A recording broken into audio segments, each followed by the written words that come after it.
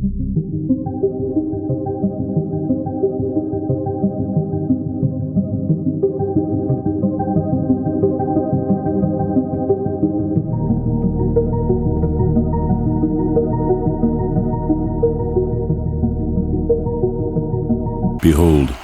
I will make them of the synagogue of Satan, which say they are Jews and are not, but do lie.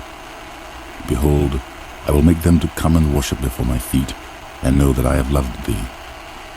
Because thou hast kept the word of my patience, I will also keep thee from the hour of temptation, which shall come upon all the world, to try them that dwell upon the earth. I feel like the Lord is saying that somehow they were funneling money through Turning Point USA, Israel and the Mossad, and it has to do with child sex trafficking. And I don't think that Charlie was aware of it, but maybe Erica funneling money through the system. And you're showing me Netanyahu. But how would that money get back to them? Because I was asking the question, why would Jewish donors want to donate to Charlie's cause? The conservative viewpoints, why? Why? Turning Point USA. What is at Charlie's feet? Even now. You're telling me portions of wealth. It's the turning point indeed. Everything hidden will be exposed. And I saw like a treasure chest filled with gold, and I hear money bags, and I hear Netanyahu. I wonder if Erica Kirk took up that offer that Netanyahu gave Charlie but he declined. And I just heard barbaric acts. It is a network and flooding systems and the funneling of money. You're bringing me back to that word where you put in my spirit that Israel might have something to do with sex trafficking and funneling money. And the Mossad and Jeffrey Epstein. What does it all go back to? I see that flag of Israel. I hear handouts. What are they not telling you behind the scenes? I see the Mossad and I hear Judas's. And you're telling me a leak will come out. A leak of new information about these things. I see Erica's face. I hear money funneling under the scenes and undercover. And I see the word inquiries. I hear Blake Neff and I hear handouts. And then I hear greed. They're funneling money behind the scenes. Then I hear a cutout and I see like a cutout of a paper. Oh, wow. Okay, you said paper trails. They're leaving behind them. I see notes. I see Candace with the sticky pad again. Everything hidden will be exposed. I see child sex trafficking, funneling money through whales. Turning Point USA. When you said whales, it could have been two things, like whales, but also like whales, like people who have a lot of money. And I heard what are they gaining? And I heard profit and systems of Baal. And I heard cult worship, not of I am, not of God, not of me. The systems will fail and the systems will crash. And you're showing me Bitcoin.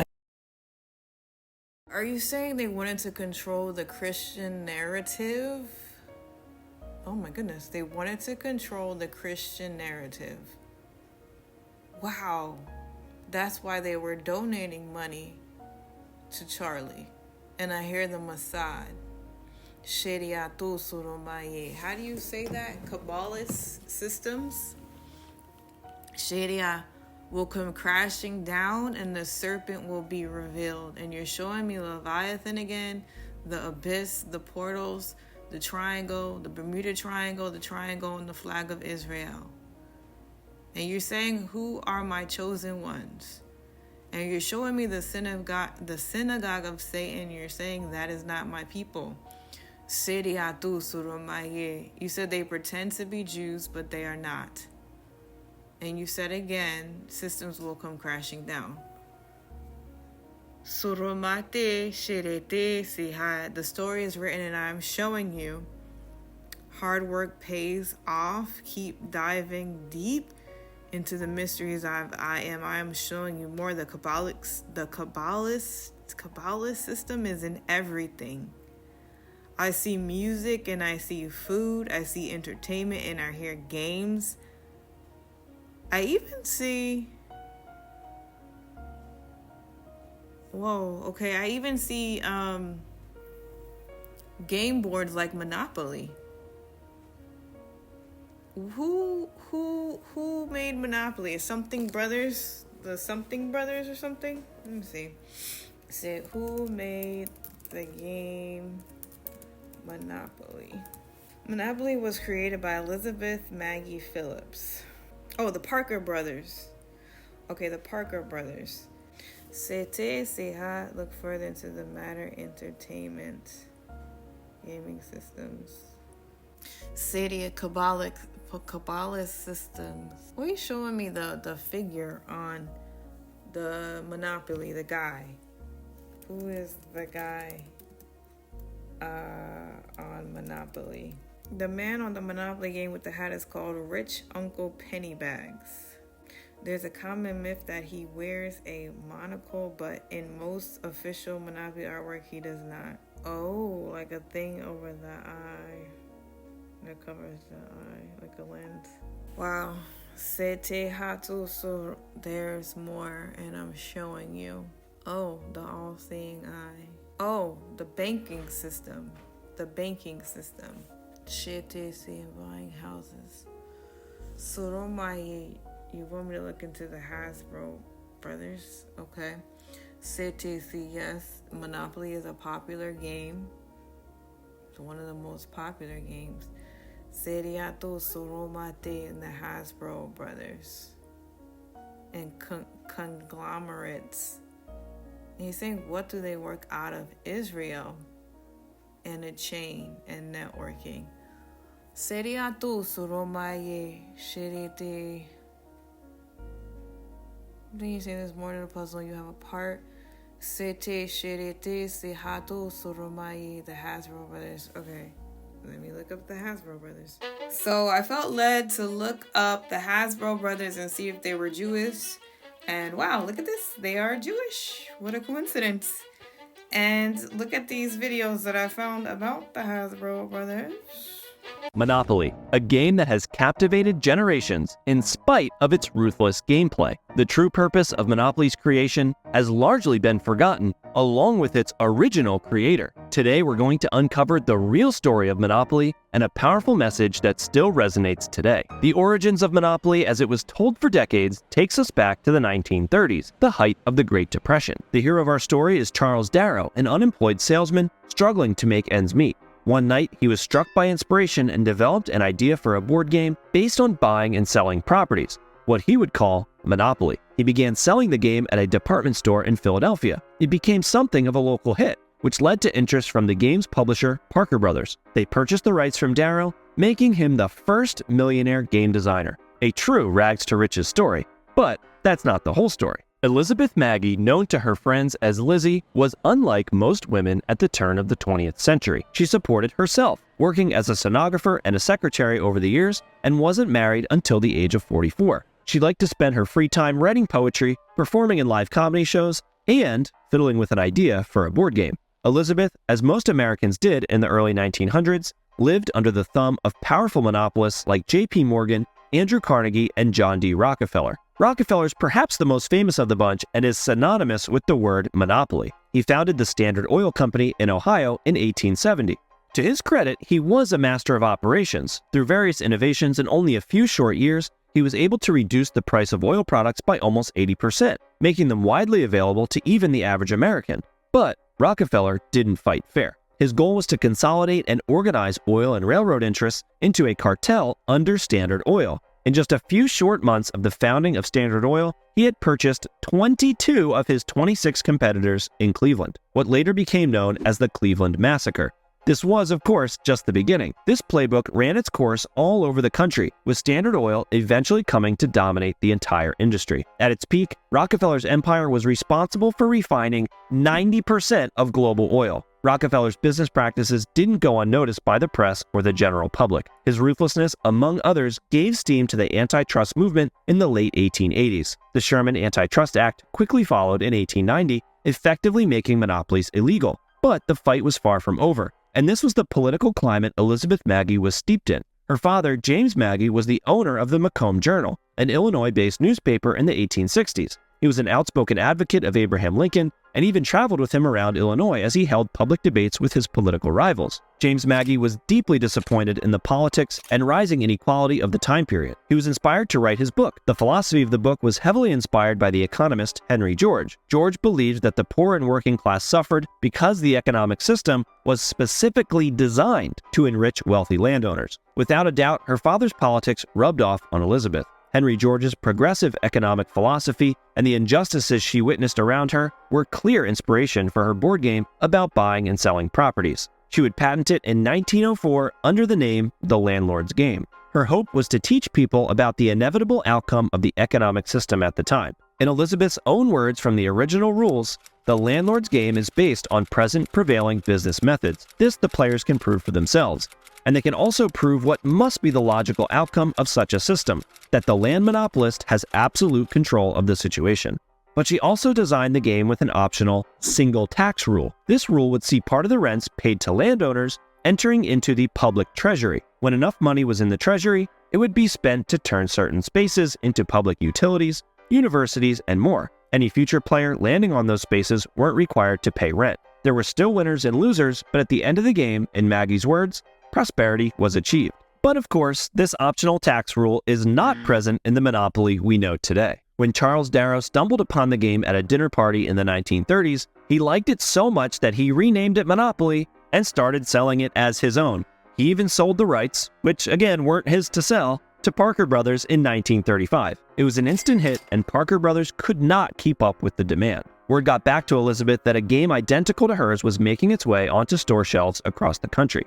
She was able to prove that Monopoly was a blatant ripoff of the landlord's game. Parker Brothers purchased the original patent from Lizzie for the sum of $500, about $10,000 in today's money. Meanwhile, as the game's popularity grew, Darrow found himself a millionaire. Eventually, Parker Brothers and its big moneymaker Monopoly were acquired by Hasbro in 1991. Things only grew from there. Hasbro licensed the game to hell and back again. Over 300 versions of Monopoly now exist, including Pokemon, Star Wars, and even One Direction. The game is the best-selling board game of all time outside of checkers and chess. Lizzie would be distraught over what her landlord's game has become. What began as a protest to the vile business practices of the uber-rich became a tool to line the pockets of one of the largest corporations in the world. The lessons Elizabeth hoped to teach are as relevant as ever, with massive companies like Google and Amazon bringing this conversation to the front of our collective consciousness once again.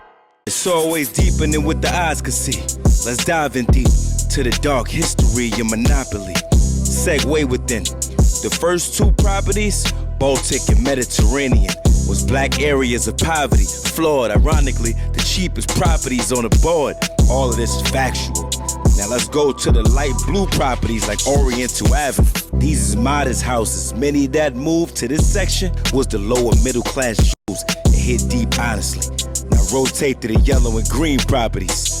This is where the bosses was found, as these was the established, wealthier parts of the town. No more small talk. On to the highest end in Atlantic City, Boardwalk.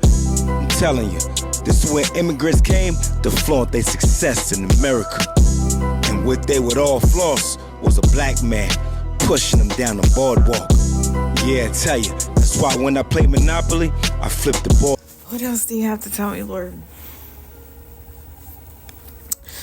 Why are you showing me Hitler? See, you're showing me the swastika. You're showing me the Hasbro Brothers. I hear a pentagram, but I see a triangle. I see open doors, winds blowing. I see Erica Kirk Seriatoso. And then now here, shielded, have faith. My Dorothy, I'm telling you much more in this hour. I see the word halt. Okay, you're showing me Nazis. Syria or Hitler again. I see deceptions and lies and sneers of the enemy. Syria, and the world is bound by it. And I am unmasking it in this hour. Syria tu sorobate shirit. These are keys. I'm showing you more. Books are being played, and I see a playbook. Syria tu soromahishite siha. I hear Erica, the Mossad, or shut her down, and I hear fakeness. City and oh Lord, her fakeness will not prevail, and I hear deception and a paid actor.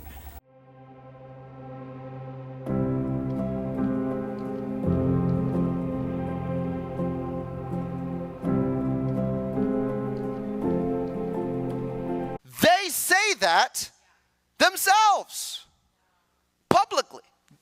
Leviathan is in Da'at. And they believe that that serpent is sacred and must restore knowledge to mankind. Therefore, according to Kabbalah, Leviathan becomes a good guy. Now I want to go to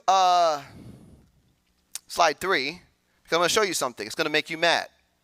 This is the symbol of the Theosophical Society. Now, the thing about the Theosophical Society is that it's an occult society. What do you notice about this very occult symbol? Answer. You have a serpent surrounding what? The six-pointed star. Where did they get that? The Kabbalah tree. Da'at is the mouth of the serpent.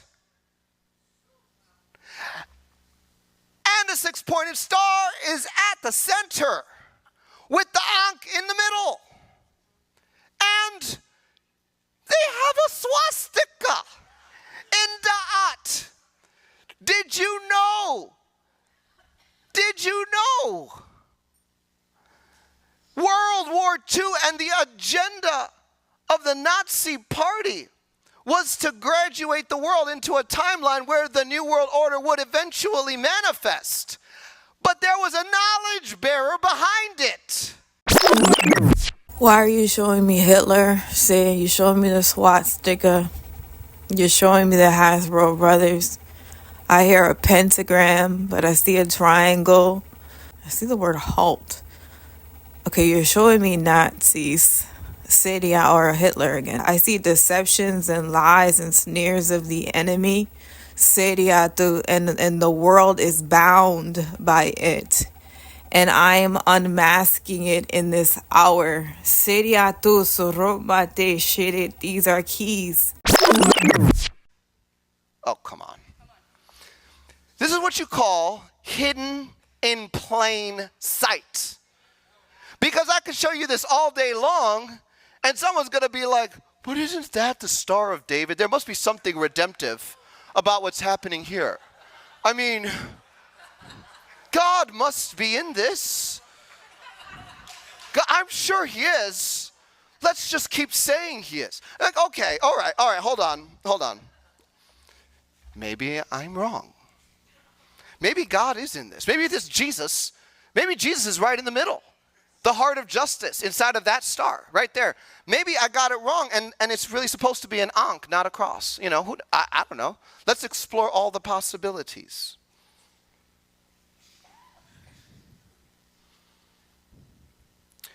The emblem of the Theosophical Society has a serpent surrounding the star of Remphan. That's what it's actually called. It's in the book of Acts. Remphan. It's Metatron's cube. It is the six-pointed star. Now, this is where I got to step back. Y'all are going to be mad at me. I said I have 32 minutes. It's not enough time. I have so many notes. You guys are going to have to keep coming back to church for this series.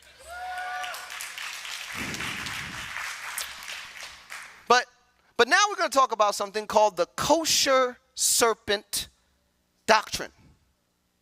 All right, hold on. What does that mean? In Kabbalah, there is a secret doctrine called the kosher serpent doctrine. Now in Kabbalah, guess who's not Messiah? Jesus, right? Any Jew practicing Kabbalah will confess that Jesus is not the Messiah. As a rule, not it. He's not the one. We wait for another. So, let's put up the first slide. Now, this is a drawing that I made to help illustrate the belief system of Kabbalah. This is called the Kabbalistic tree of life. And I mapped it to the human body because that's how the belief system works. This is also known as the Kabbalistic tree of life. So, why does this come on the heels of a conversation about this limitless, unknowable God? Answer: because this tree is a creative template. You need to understand that if you're going to really understand the belief system that's bankrolling the Illuminati and the agenda to produce a one world order under Antichrist government. It is a creative template. So they believe that the essence of God is everywhere, right? And so they ask this question: where could a universe exist if God is everywhere? So they say God had to create a void in himself. And in that void, he creates the universe. So he basically opens himself up like a donut and puts the universe in the donut hole. And they call that donut hole halal. And they say God does this by retracting his light from the place through a process called simsum, which means contraction. So God contracts, he simsums, and then light now can go into the void because we put it out of the void. Okay. So they go on to explain that the contraction takes place at the point in, and they use the name Yahweh, Yahweh God, where his desire existed to make creation. So that's the center. He vacates that, and he begins to manifest the universe by shining his light back and forth into the void in a lessened form. So what he does is he opens a donut hole, he passes the light from Ein Sof into the void, and he processes that light through a series of transformers that they call sephira. Now, does anybody know about electricity? Now, let's say I put a power center right across the street, right? A power plant, a nuclear power plant. And I said, would you like to plug your phone into the output of the nuclear power plant? So you plug in. What's going to happen to your phone? That's it. It's going to blow up. Too much power is coming out of the power plant. What do you need to get power from the power plant to your phone? Answer: transformers. You need a series of transformers that will step down that power until you get to 40 watts. 10 watts. You got to put it through transformers. It steps down the power. Kabbalah is essentially saying God put a series of transformers in place so that his light could pass through and create the universe or the creation. The thing about the transformers is that they're all in higher dimensions except Malkut. So the first place that his light goes is Keter. And then it goes Bina, Chokmah, right? Da'at, Gevurah, Hesed. So it starts to go down this tree as light. And at each point, it is less. So you're stepping down the power level of the light in a lightning bolt shape until you land at the bottom of the tree, which is Malkut, which means kingdom. That's earth. Okay? So the sephira are all of these points, and it's a creation template. Are you following me? All right. So each sephira is named after a Hebrew word, and I'm going to give you a brief description of what they mean in like 5 minutes, and then we're going to move on. I did a whole series on Kabbalah back in 2019, where I took more time to break into the nitty-gritty details of the belief system. Right now, that's not my goal. My goal is to expose Leviathan. Okay? Because right now I have a vendetta, and God has been erupting things on the inside of me, and I'm getting a little ticked off. Right? I'm getting ticked off at this entity because he's selling us a bill of goods as a world, and I don't like it. Okay? I don't like it. I don't like his message. I don't like his objective. I'm seeing through the fog. I'm like, oh, your agenda is actually really awful. And the funny thing is, people are sniffing something. When a sniffer is sniffing, something doesn't smell right. Back to the belief system. Keter means crown, and it's the first aspect of the light that manifests in the void. They consider it the primordial essence of all things to come. It's associated with will.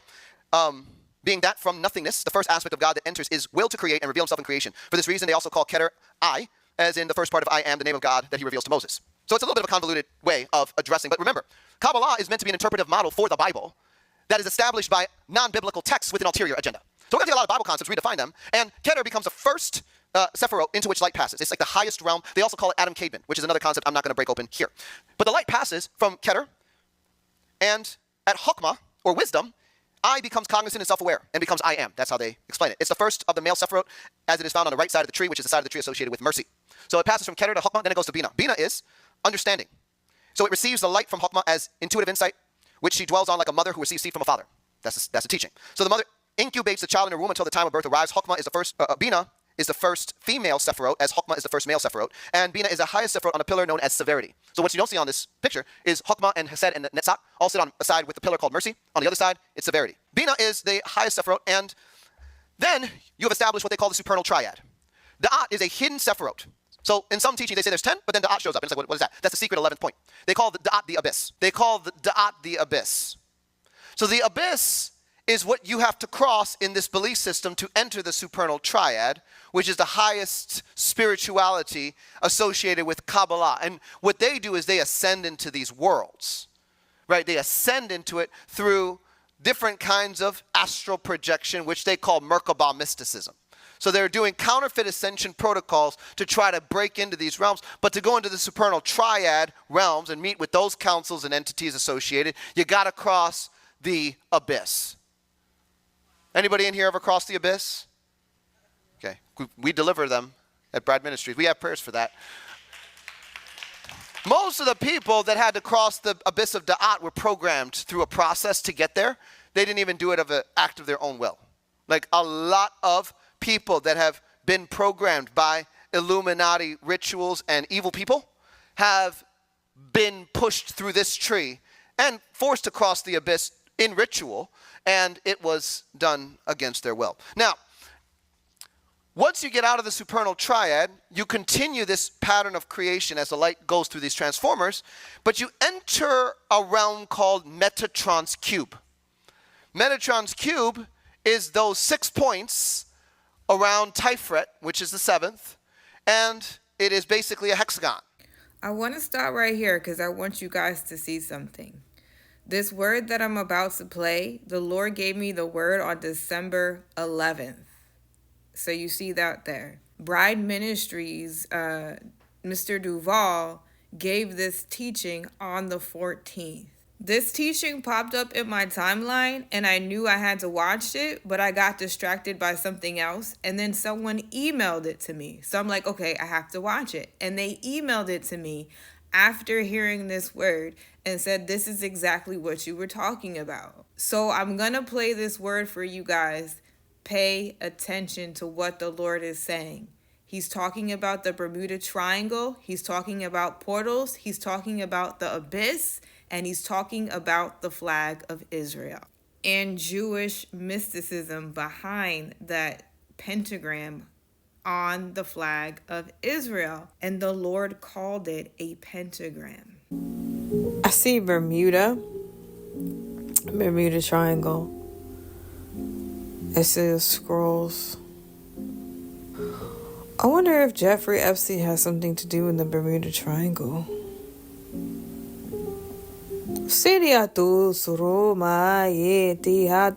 I hear witchcraft. I hear a breed out of IM. I hear sex trafficking ring, but I see a triangle. He said a pentagram. He's showing me the flag of Israel and that triangle thing. I heard the Mossad. Whose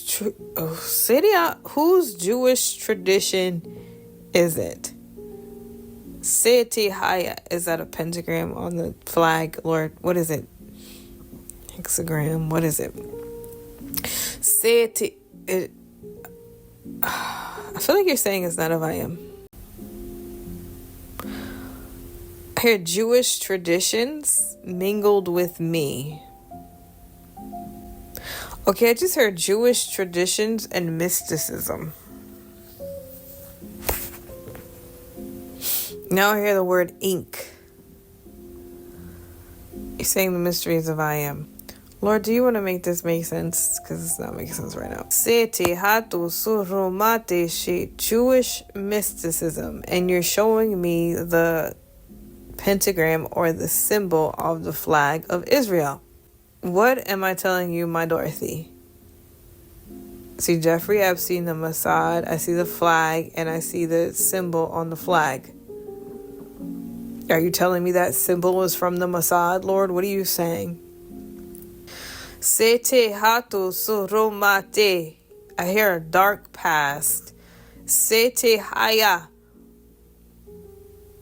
Who belongs to Israel? Sete ha, my chosen ones. Sit, the tribes and the nations shall come back home. Now he's showing me the synagogue of Satan. And he's showing me an altar. And he's showing me Baal. And he is asking me who are they sacrificing to. And then I hear the temple dome. Sehete. I see a Hindu goddess. I see Shiva, the destroyer of many. Se. I see a temple and a throne erected not of God. I see Baphomet and Baal worship. He said on the place that I put it. And I hear bells of throne. On the place that you put what, Lord? And I see Aphrodite too. Sete harama the Temple Mount. Temple Mount. And then I hear Mount Zion. Sete, and I see a portal over the Temple Mount. What? And they know this? And there are many gates to the abyss. So they're doing counterfeit ascension protocols to try to break into these realms. But to go into the supernal triad realms and meet with those councils and entities associated, you got to cross the abyss. You got to cross the abyss. You got to cross the abyss. And there are many gates to the abyss. And you're showing me like a baton over that place. Sete hatu sutu surumahe. A portal to hell and destruction. You're reminding me in the book of Revelations when the Antichrist said that I will set up my temple on. He sets up his thing, his altar in the temple or something. The book of Revelations. I will make myself like the Most High God. The Antichrist. This is the symbol of the Theosophical Society. The thing about the Theosophical Society is that it's an occult society. What do you notice about this very occult symbol? Answer. You have a serpent surrounding what? The six-pointed star. Where did they get that? The Kabbalah tree. Da'at is the mouth of the serpent. And the six-pointed star is at the center with the Ankh in the middle. And they have a swastika in Da'at. Did you know? Did you know? World War II and the agenda of the Nazi Party was to graduate the world into a timeline where the New World Order would eventually manifest. But there was a knowledge bearer behind it. Oh, come on. This is what you call hidden in plain sight. Because I could show you this all day long, and someone's going to be like, but isn't that the Star of David? There must be something redemptive about what's happening here. I mean, God must be in this. God, I'm sure he is. Let's just keep saying he is. There's gates. There's gates. There's gates under the water, under the sea. It's like as if God has placed gates there. Oh, okay. What? I wonder if there's a gate to hell there. I wonder if there is a gate to hell there. Under the sea. In the Bermuda Triangle. He just said important. Important. And what is it that they seek? And I see the word the abyss. You know what? He's reminded me of that verse. The gates of hell will not prevail against my church. The gates of hell will not prevail against my church. Lord, it is in the sea. It is in the sea. It is in the sea. What if the gates of hell is in the sea? To the abyss. It's a portal. Okay. He's reminding me of that verse that says, let the sea or the dead spit out. I mean, the sea spit out their dead. Revelation 20:13, the sea gave up the dead which were in it. Bruh. The sea gave up the dead which were in it. Do you guys see 13? He just said access points. Yes, you reminded me of a word you gave me. There's many gates to the abyss. Yes, you told me that before. And the Bermuda Triangle was one of them. Okay, it's like, what are they trying to do? And he's saying again, fashion yourselves. And they're trying to open up portals in the Bermuda Triangle to let out that Nephilim or whatever that is in the abyss. Wow. Okay, now he's showing me a boat. What? I wonder if harp has the ability to open up portals. Wait a second. You did give me a word about CERN and harp working together. Didn't you say that? I believe he said that to me before about CERN and harp working together to open up portals. He said, for my glory, I will expose all, but I see the Lord shutting them. Because he said the time is not yet. And he said the gates. He's going to have his revival. He said this is what they're doing behind the scenes when you're not watching. He said the sleight of hand. They keep you consumed in the news. Then he said portals and gates. He said they're not expecting what I'm going to do up next. Oh, okay. And it's like he's going to come down off of his throne and shut the portals himself. He said because his hand is not too short to save. And I just see the Father glowing. Oh yeah. Jesus for Life said God has reminded me of the dragon that comes out of the sea in Revelations. Let's see. The dragon stood on the shore of the sea, and I saw a beast coming out of the sea. It had 10 horns and 7 heads with 10 crowns on its horns, and on each head a blasphemous name. The beast I saw resembled a leopard, but had feet like those of a bear and a mouth like that of a lion.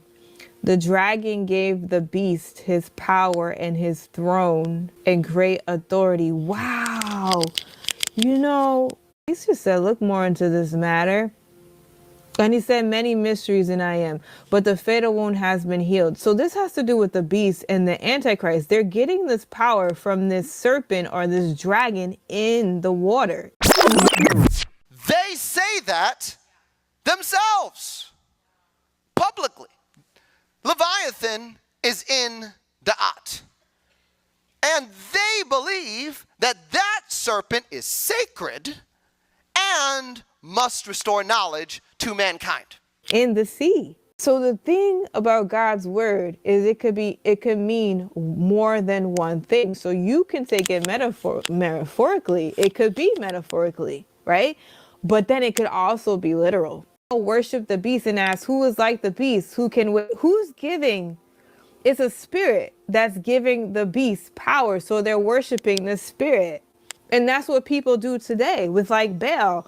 Like how he was talking about the music industry. They worship Baphomet. So whatever this Nephilim is or whatever it is, this dragon coming out of the sea,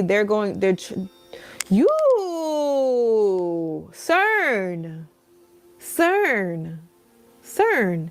Remember he was just saying, and he was reminding me of those words that he gave me about CERN opening CERN in the portals and harp working together, and then the gates of hell in the abyss of the Bermuda Triangle. That makes sense.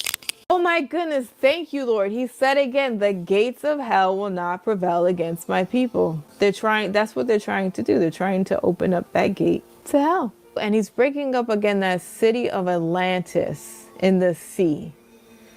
He said it's a dimension, it's a realm, and it's a portal. There was a collection of teachings from a man named Rabbi Eliyahu. He lived in the 1700s. He was one of the greatest Torah authorities of the last several centuries, according to them. They called him the Gaon of Vilna.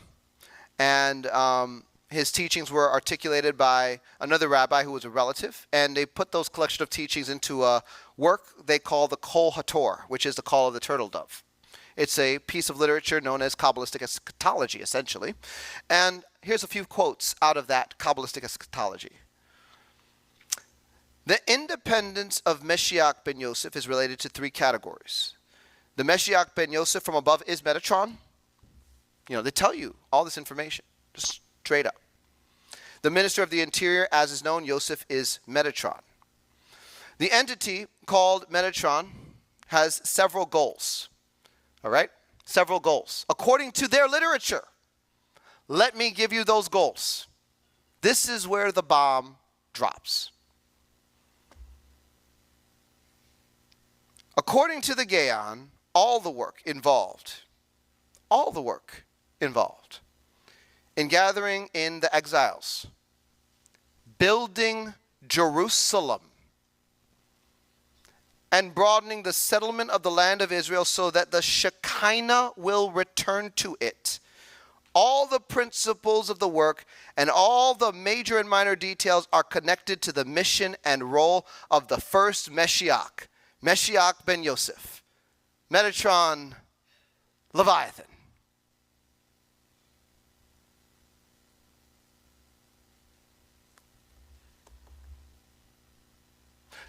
Not my conclusion. They just wrote it down. Here's another one. The general mission of Mashiach ben Yosef is threefold. Revelation of the mysteries in the Torah, ingathering of the exiles, and removal of the unclean spirit from the land. The ingathering of exiles encompasses three tasks: building Jerusalem, gathering in the exiles, and fulfilling the commandments dependent upon the land. Let's go back to slide 3. By the way, what's the symbol on the flag of Israel? What happened right before Israel became a nation to produce global sympathy for Ashkenazi Jews, which are actually Khazars from just south of Russia? It's called Georgia. Yeah, the Nazis. Who's the source of knowledge? The snake. What's the occult mystery happening in plain sight? What kind of political agenda do you think maps to this symbology? There's going to be a part 2, but my question to you is, can you handle this? Because this is not even touching the surface. And I want to leave you guys with this question because this video is already 40 minutes long. Why do you think that there was Jewish donators to the Charlie Kirk show or Turning Point USA? Why? Why would Jewish donators donate to a Christian conservative company? It's because they want the Christian narrative to be in their favor. Thank you, Lord. He just said talking points. You have to understand that everyone who calls themselves a Jew is not a Jew, and that some of them are from the synagogue of Satan. And money is power. And the Lord is saying right now, they want to control the talking points to be in their favor. He said right now, because it's the sleight of hand, so you cannot see what they're doing behind the scenes. So when you see everyone's narrative being, you can't say anything bad about Israel. You can't say anything bad about people who are Jews but are corrupt. That is the Christian narrative and the sleight of hand, so that you can't say or you can't find out what they're truly doing behind the scenes.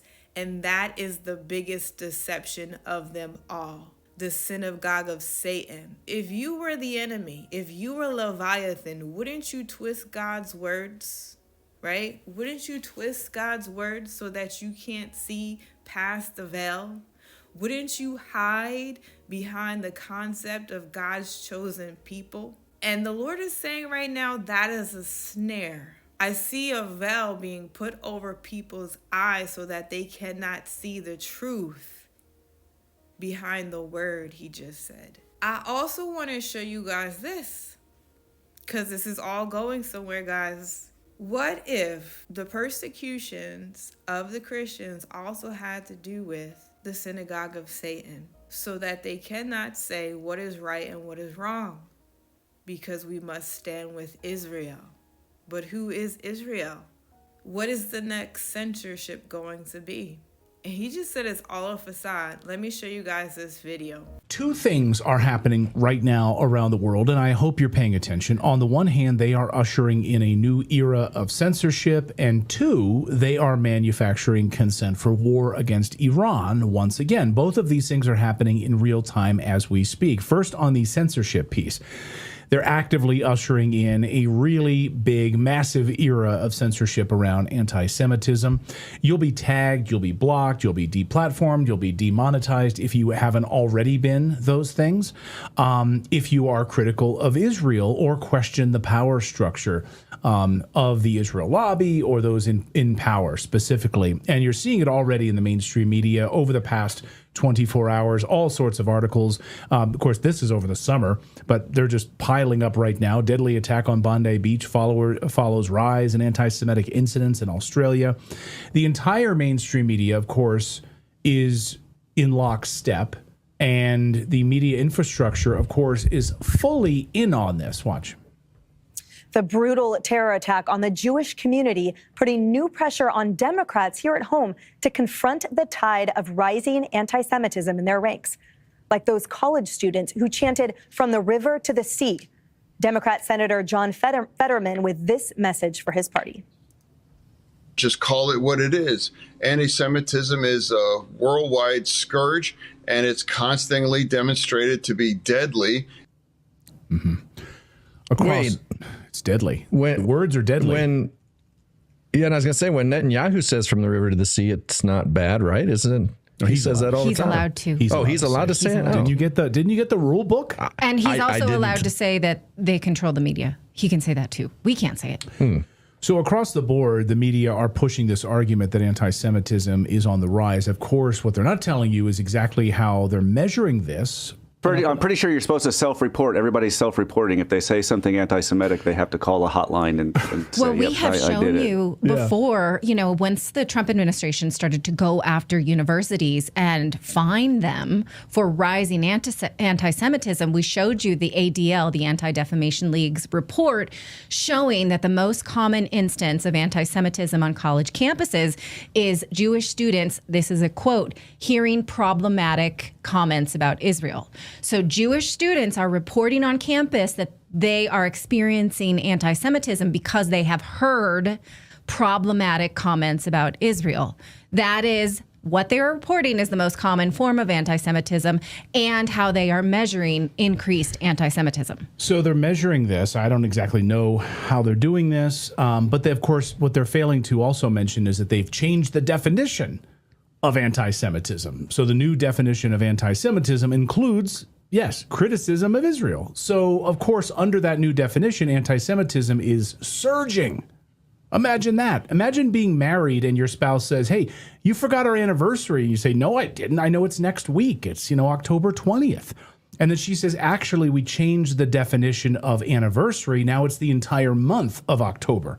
And then she looks at you and says, see, marital neglect is surging. Mm-hmm. Across the United States, men are forgetting their anniversaries. No, they're not. You just change the definition. You just move the goalpost. He was responding to this dipshit Atlantic article that was written by Yair Rosenberg, who says, "The more I'm around young people, the more panicked I am." Now, if you read the article, it features commentary by an older person. So this is not Yair saying the more I'm around people. He's writing an article about an older person as sort of the basis for the article, that older people, the more I'm around young people, the more panicked I am due to their, quote, anti-Semitism. Or do you mean their criticism of Israel's genocide? No, he means Jewish people, specifically in this article, that these young people really don't like Jewish people, he says, with like a sweeping generalization, to which J.D. Vance kind of responded on that. Said, it's okay to actually criticize Israel if you're not a fan of their policies. Like, that doesn't mean they're anti-Semitic. Anyway, in Australia, home to the Bondi Beach attack, the expected, of course, is happening right now before our eyes. The government now admits that despite the fact that they already teach the whole history of the Holocaust to their children, now they're going to start reviewing their curriculum to really start covering this new modern version of anti-Semitism, you know, the newly rewritten version. Watch. In our schools, compulsory Holocaust education. But I think what we've seen in recent times is that Holocaust education is as important and as crucial as that is. It perhaps doesn't pick up the contemporary hatred of anti-Semitism that we are seeing on our streets, and the way words are being used as weapons, but perhaps not having the understanding of why they are so hurtful and the history in which they are seated. So that is why we are giving consideration at a state level of what more needs to be done to respond in new ways to what has been an age-old hate that has reared its head in very ugly and new ways. You know, that's part of the agenda. That's part of the plan. You cannot speak out and make these distinctions. You're not allowed to. As Trump's new anti-Semitism czar just pointed out, he says the State Department is going to have a whole division dedicated to battling anti-Semitism on the internet in the United States. How do we battle anti-Semitism on the internet? How are we doing better on algorithms? What companies can we work with? We are going to have a whole division within the Office of the Special Envoy to Combat Anti-Semitism that is going to work on technology and working with the greatest leaders in technology, many of whom are Jewish and have offered their assistance. Yeah. Peter Thiel, we're going to get the whole Palantir group. We're going to get all of these people to censor you and really go after your internet. Well, and they specifically said they're going to get the highest priority in the State Department. Mm-hmm. Yeah. So a new division in the State Department under Marco Rubio. Good, Philip. I was under the impression that the Constitution had a higher authority than a government. Isn't the First Amendment kind of at play here? Yeah. Like Not when it comes to Israel, the government actively seeking out free speech and thwarting it? That sounds like a problem to me. If you guys enjoy this content, please hit the like button, subscribe, and put on your notifications so every time I do a new video, you can get notified. If you're looking to ways to support or help, it's all in the description box. All right, guys, I will speak to you soon and look for part 2. Hey guys, this video is brought to you by Glory Changers. Go and check out the Glory Changer store where you can get these bracelets that say Jesus, Yeshua, Adonai. There's many different bracelets for men and women. I do pray, decree, and declare and release the anointing over each bracelet that I make. Each bracelet is made with love, and whatever the Lord has me decree and declare onto it for the person who will receive it, because he knows all things. Glory Changers, from glory to glory. Come and check out the Glory Changers store.